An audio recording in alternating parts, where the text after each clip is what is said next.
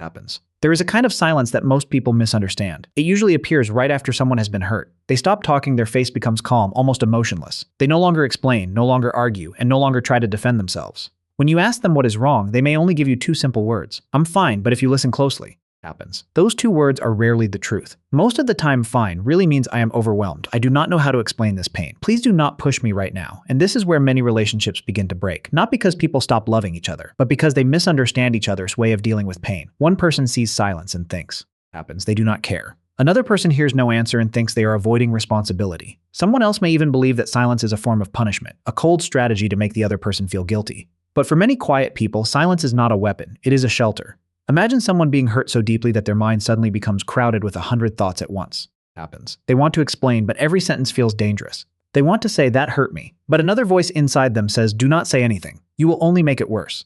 They want to cry, but they are afraid of looking weak. They want to stay, but they also want to disappear for a moment so they can breathe again. From the outside, all you see is a person sitting there without saying a word. Happens. But inside, they are trying to survive an emotional storm that no one else can hear. That is why calling them cold, immature, or dramatic only pushes them deeper into silence. When a person is already struggling to hold themselves together, pressure does not help them open up. It makes them feel even less safe. The more you demand an answer, the more their inner world shuts down. Happens. Not because they do not care about you, but because they are trying not to fall apart in front of you. Some people go quiet because they have learned that speaking up never helped them before. Maybe as children, their tears were ignored. Maybe their anger was punished. Maybe in past relationships, their words were twisted and used against them. So now, happens. When pain appears, their first instinct is not to speak. Their first instinct is to protect themselves. So the next time someone you love becomes silent after being hurt, do not rush to label them. Do not immediately assume they are rejecting you. Sometimes silence is not the absence of feeling. Sometimes it is the evidence of too much feeling. Behind that quiet face may be someone who is trying very hard not to say the wrong thing. Happens. Not to hurt you back, and not to lose control of emotions they barely understand themselves. The real question is not, why are they so silent? The deeper question is, what kind of pain taught them that silence was safer than speaking? Because when you begin to see silence that way, you stop treating it like a wall. You start seeing it as a locked door. Happens. And maybe with enough patience, gentleness, and safety, that door can slowly open. Happens. And once we stop seeing silence as coldness, we can begin to understand something deeper. Sometimes it is a biological reaction. When a person is emotionally hurt, their body does not always respond in a calm, logical way. Pain can make the nervous system feel unsafe, and when the nervous system feels unsafe, it does not ask. Happens. What is the most mature thing to say right now? It asks only one question: how do I survive this moment? Most people know about two common reactions to stress. The first is fight. This is when someone argues, raises their voice, defends themselves, or tries to win the conversation. The second is flight. This is when someone walks away, escapes the room. Happens. Avoids the conflict, or tries to remove themselves from the situation. But there is a third response that many people do not understand. It is called freeze. This is when the body becomes still, the voice disappears, and the mind feels locked behind an invisible wall. For people who go quiet when they are hurt, this freeze response can happen very quickly. Happens. One painful sentence, one harsh tone, one familiar feeling of rejection, and suddenly their whole inner system becomes overloaded. They may still hear you, they may still care, they may even want to explain what is happening inside them. But the words do not come. It is not because they are trying to ignore you. It is because their brain is struggling to turn emotion into language. Happens. Think of it like an electronic device receiving too much electricity at once. If the current becomes too strong, the system does not keep running normally. It shuts down to protect itself from burning out. In the same way, when emotional pain becomes too intense, the nervous system may press an emergency switch. The person becomes quiet, not because there is nothing inside. Happens. But because there is too much inside. Too much fear, too much pressure, too much confusion, too much pain moving through the body all at once.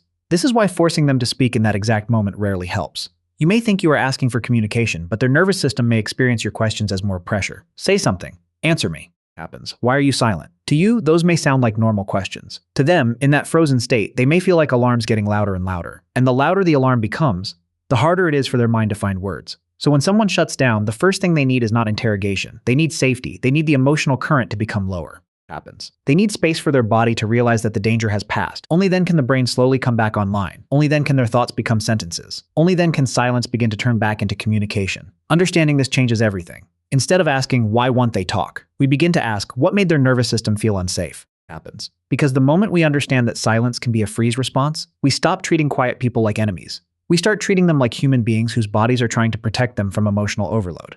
Happens. And once we understand that silence can be the body's way of protecting itself from emotional overload, another question naturally appears. Why does this happen to some people more than others? Why can one person speak immediately when they are hurt, while another person becomes completely quiet, even when they still care deeply? The answer is often found in the past. Happens. Silence does not usually appear out of nowhere. For many people, it is something their nervous system learned over time. It became a survival habit, long before they had the words to explain it. For some, the root begins in childhood. A child is not born believing that emotions are dangerous. A child cries when they are sad, reaches out when they are scared, happens, and shows anger when something feels unfair. But if that child grows up in a home where crying is called weakness, sadness is ignored, or anger is punished, they slowly learn a painful lesson. Showing what I feel is not safe. Maybe every time they cried, someone told them to stop being dramatic. Maybe when they tried to explain their pain, no one listened. Happens. Maybe when they became angry, they were shamed instead of understood, so the child begins to hide. They swallow their tears, they lower their voice, they stop asking for comfort. And years later, when they are hurt in an adult relationship, that same old lesson returns. Do not show too much, do not say too much, stay quiet until the danger passes for others.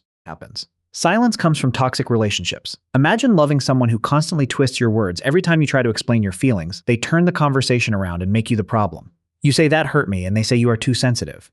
You say I feel ignored, and they accuse you of attacking them. Over time, your mind begins to connect speaking with punishment. Happens. You start to believe that no matter how carefully you choose your words, they will still be used against you. So eventually, silence feels safer than explanation. Not because you have nothing to say, but because you have learned that speaking can become another way to get hurt. And sometimes the cause is not trauma at all. Sometimes it is simply the way a person's brain processes emotion. Happens. Some people are external processors. They need to talk in order to understand what they feel. But others are internal processors. They need quiet first, they need space, they need time to sit with the emotion, sort through the confusion, and understand what is really happening inside them before they can speak clearly. If you force an internal processor to respond immediately, happens. It can feel like asking someone to describe a storm while they are still standing in the middle of it.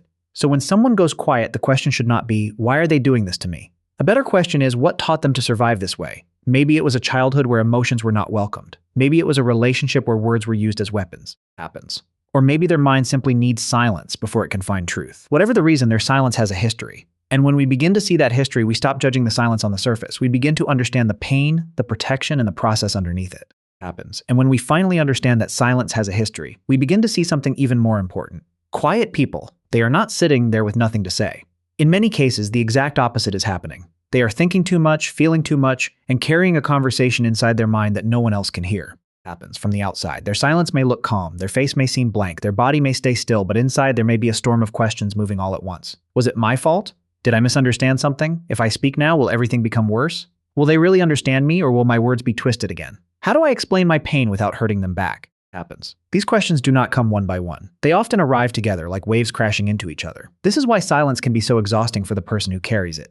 They are not simply refusing to communicate. They are trying to sort through 100 emotional signals at once. One part of them wants to explain. Another part wants to protect themselves. Happens. One part wants to be understood. Another part is afraid that being understood is impossible. One part still loves the person in front of them. Another part is terrified that one wrong sentence could damage the relationship even more. And sometimes this is the deepest truth behind their quietness. They are not staying silent to punish you. They are staying silent because they are afraid of what might come out if they speak while they are still bleeding inside. Happens. They know that pain can sharpen words. They know that anger can turn honest feelings into weapons. They know that a sentence spoken in the wrong moment can leave a scar that lasts much longer than the argument itself. So they hold it in, not because they do not care, but because they care enough to be careful. They would rather carry the storm inside for a while than throw it at someone they still love. Happens. They would rather seem distant for a moment than say something cruel that cannot be taken back. To someone watching from the outside, this can look like rejection, but inside it may actually be an act of restraint. There are people who go quiet not because they have stopped loving, but because they are afraid that their pain will destroy what they are still trying to protect. Happens. They are not trying to win the conflict. They are trying not to lose the connection. They are not trying to make the other person suffer. They are trying to keep their own suffering from spilling out in a way that hurts both sides. So when someone you love becomes quiet, try not to look only at the silence. Look at what might be happening underneath it. Happens. There may be fear underneath it. There may be love underneath it. There may be old wounds, careful restraint, and a desperate attempt to choose the least damaging response. Because sometimes silence is not the absence of words. Sometimes it is the place where a person is fighting very hard to protect a relationship from the sharpest parts of their pain. Happens. And if silence is sometimes the place where a person is fighting to protect a relationship from the sharpest parts of their pain, then the way we respond to that silence matters more than we think. Because in that fragile moment, one wrong reaction can make them close even deeper, but one safe response can slowly help them come back. The healing does not begin with forcing them to explain. Happens. It does not begin with demanding answers, following them from room to room, or asking the same question again and again. Why are you not saying anything? To you, that may feel like trying to fix the problem, but to someone who is already overwhelmed, it can feel like being cornered. And when a person feels cornered, their nervous system does not open. Happens. It protects, it freezes, it disappears behind a thicker wall. This is why the most powerful thing you can offer is not pressure. It is presence without demands. It means staying emotionally available without forcing the other person to perform readiness before they are actually ready. It means showing them, through your tone and your actions, that their silence will not be punished. Their pause will not be treated as rejection. Their need for space will not be used against them later. If you love someone who goes quiet when they are hurt, try stepping back with gentleness instead of moving closer with pressure. You might say, I can see that you are overwhelmed right now. I understand that you need some space. I respect that. I will be nearby.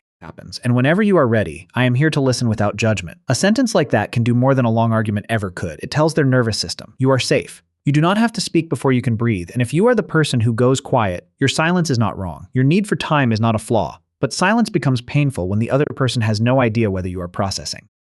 Leaving, rejecting them, or giving up. So the goal is not to force yourself to explain everything immediately. The goal is to create a small bridge before you disappear into your inner world. You can use a simple sentence like, my mind feels stuck right now, and I cannot find the words yet. I need about 30 minutes to calm down, but I promise I will come back and talk to you.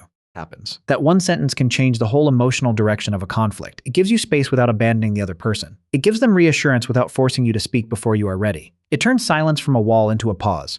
Because healthy communication is not about speaking instantly. It is about returning safely. Sometimes love needs a conversation. But sometimes, before the conversation can happen, love needs a quiet room, a softer voice, a little distance, and the trust that no one is leaving forever. In the end, healing silence is not about breaking it open. It is about making it safe enough to soften. When people feel safe, words return naturally. When they feel respected, their guard lowers. And when they are met with patience instead of pressure, silence can slowly become what it was always trying to become. Not disconnection, but a path back to understanding.